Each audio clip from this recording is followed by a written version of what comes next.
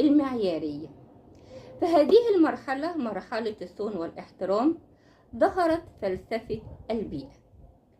المرحلة المعيارية أي ظهور العلم المعياري الذي يضع القواعد وما ينبغي أن يكون الشيء عليه وكيفية حل المشكلات الظاهرة.